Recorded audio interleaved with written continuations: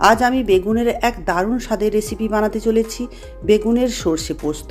আর এর জন্য প্রয়োজন বেগুনগুলো সব থেকে ছোটো ছোটো যে সাইজ আর নরম নরম বেগুন হয় সেগুলোই কিন্তু নিয়ে চলে এসেছি বাজার থেকে। তারপর আমি এগুলোকে কেটে নিচ্ছি ঠিক হাফ করে।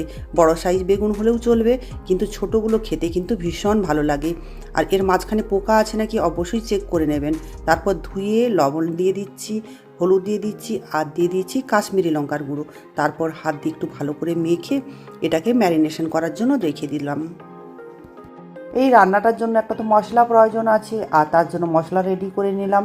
নিয়েছি কালো সর্ষে 1 চামচ, হলুদ সর্ষে 1 চামচ, 2 চামচ পোস্ত বাটা, আর কাঁচা লঙ্কা আর 2টো মিডিয়াম সাইজের পেঁয়াজ গ্রেট করা। আর এদিকে দেখুন আমি একটা কড়াই বসিয়ে দিয়েছি গ্যাসের উপর, আর তাতে দিয়ে দিলাম সর্ষের তেল। অবশ্যই এই রান্নাটা কিন্তু সর্ষের তেলেই আপনারা করবেন।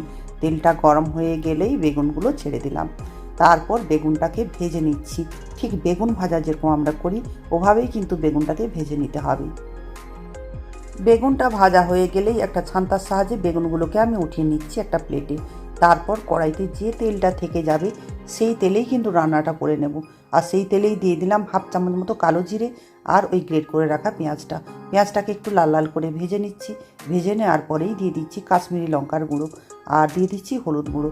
আর যদি আপনারা ঝাল বেশি খান এখানে কিন্তু ঝাল লঙ্কার গুঁড়োও দিতে পারেন।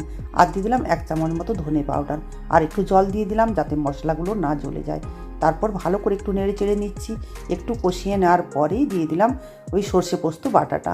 এবার এটাকেও ভালো করে একটু কষিয়ে নিতে হবে। এই মশলাটাকে বেশি কষানোর প্রয়োজন নেই, 2 মিনিট মতো কষিয়ে নিয়ে মশলা ধোয়ানো জল একটু দিয়ে দিলাম। তারপর ওই ভেজে রাখা বেগুনগুলো দিয়ে দিলাম একে একে, আর দিয়ে দেওয়ার পর কাঁচা লঙ্কাটাও দিয়ে দিলাম। কাঁচা লঙ্কা চেরাটা দিয়ে দেওয়ার পর তারপর একটু ভালো করে কষিয়ে নিচ্ছি আরও 2 মিনিট মতো। তারপর দেখুন রান্না কিন্তু কমপ্লিট। এবার আমি নামিয়ে নিলাম, আর নামিয়ে নেওয়ার পরে গরম গরম পরিবেশন করছি। আর এটা কিন্তু রুটি, ভাত, পরোটা যার সাথে হোক খেতে কিন্তু দুর্দান্ত লাগে। একবার আপনারা বাড়িতে বানিয়ে ট্রাই করে দেখতে পারেন। আশা করছি আপনাদেরও ভালো লাগবে।